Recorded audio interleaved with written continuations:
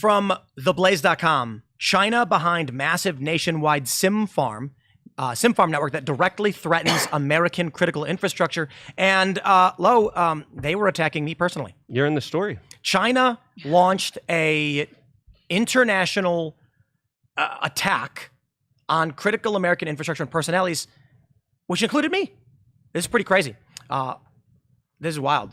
So the discovery of SIM farms that threaten cellular networks in New York City is only the tip of the massive nationwide network run by Chinese Communist government that poses an immediate threat to critical infrastructure and has led to terrorist attacks, including hoax SWAT raids at the homes of national leaders, Blaze News has learned. So DHS located this. Look at this. There's tons of them. Check this out. They say this is it's absolutely an act of war, according to a top intelligence official speaking with Blaze News. A direct threat to our nation. It needs to be shut down today, like ASAP. Only 5 of them have been taken down so far. Let me just read where let me find where in the article. So this was the fake cell towers that were used to do the swattings. Is that correct? This is what they're reporting, and let me jump to the portion. It says, recently these SIM farms are believed to be responsible for dozens of hoax SWAT raids, including a senior U.S. Secret Service official, FBI Director Kash Patel, members of Congress, including Marjorie Taylor Greene, and media influencers such as Tim Pool and Steve Bannon. Well then, what do I get? Do I win a prize? Is the federal government going to give me a cookie or something? Yes, you are the tip of the spear. Congratulations. You get a Chinese fortune cookie. Welcome to the future. Yeah, I have to wonder too with the a lot of the threats that we get. As I mentioned recently, I've been in direct contact with the FBI, like over the threats we've been receiving because they've ramped up substantially. And one question has always been, are these actually foreign state actors? And my argument in response to this story is 2 things. Yes, I believe them when they say China is behind this. However, we also have evidence that not all of the SWATs were from the same source. And we do have evidence, and we've submitted this to the FBI in the previous administration, that it likely came from a leftist. And I have evidence that I can't speak publicly about. It would compromise any investigation. But we have evidence. Additionally, when we get these death threats, and then you go online and see the people saying them in videos, we know it's Americans doing it. Yeah. So I do believe that there are foreign actors that are trying to fan the flames by sending us death threats and launching these hoax SWAT raids. We also know for a fact some of it is coming from leftists. How do we know that it's China? I know we're getting some of the reporting here, but I haven't seen any kind of because they have answer. A source at DHS, numerous, that have confirmed to them, and that's what their reporting is based on. So if you trust the Blaze, then you can believe it, and if you don't, then you don't believe it. And if you trust DHS. I trust DHS. China's a good boogeyman. But I'm not saying that it wasn't China. It's crazy to say, but there are people in this administration that I have known for years, and I don't think they're lying to me. You know, it is the kind of thing where if an actual American did a SWAT, and then, you know, Chinese are watching this right now. They're tapped this show. They love it. Probably a bunch of them love it. What's up, guys? I'll be in China soon. That's my plan.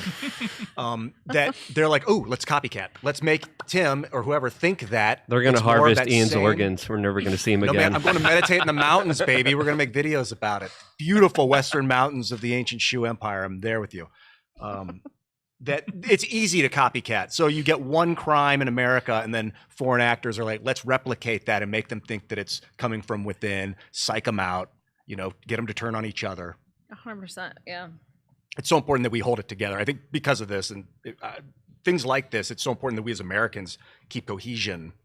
The more that we are divided, whether it's politics, culture, whatever it is, you're allowing an open door for the enemy within and without to completely take their chance. And that's historically been the cycle. And that's why it's so important that, to your point, we do remain united and we do uncover these things when they happen. But it's important that we don't show that we're, you know, everything that's going on, the weakness, you know, sometimes that is caused by, again, the media, unfortunate circumstance, like horrific circumstances that are done by horrific people. But at the end of the day, what we can control is to remain united as much as possible. Yeah, well, I think people like Americans on the right are really burnt out with foreign entanglements.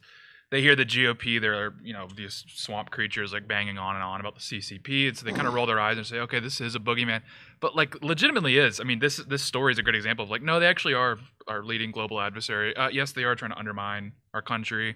Yes, they are threatened by the Trump administration's efficiency and their ability to sort of show strength globally. So it's like, yeah, I understand. I see a lot of people typically they kind of just roll their eyes at the CCP dooming, or they kind of hand wave it away, but they are legitimately, and this story proves they have a lot of they're making a lot of plays in the United States. Well, it technically doesn't prove it. It is evidence because the claims themselves aren't proved. Sure, but if this reporting is true, it just adds to the list of ways the CCP is actively meddling in the United States. Well, the story that I'm reading is talking about how they were bot farmers, how they could have capabilities to send out 30 million texts per minute under the type of equipment that they had. They had more than 100,000 SIM cards that were also seized.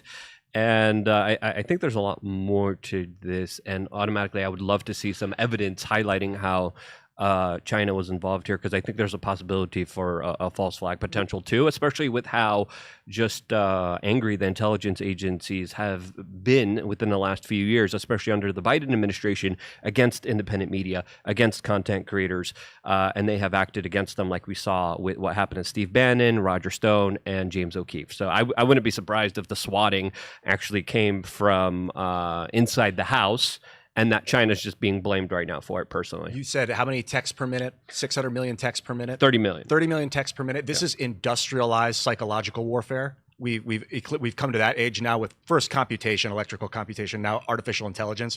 Like the machine gun was industrialized warfare. You churn men into the grinder. That started in the early 1900s. Now we're seeing this rapid psychological manipulation that's inconceivable. 30 million texts per minute. What human can keep up with that? How do you even know what's real and what's not? And that's the point. That's the point of it a lot of times. Yeah, it's definitely not past the CCP to be bot farming. I mean, I think it was during it was like right during COVID, when Twitter removed like tens of thousands of profiles that were just spamming like pro CCP stuff all the time.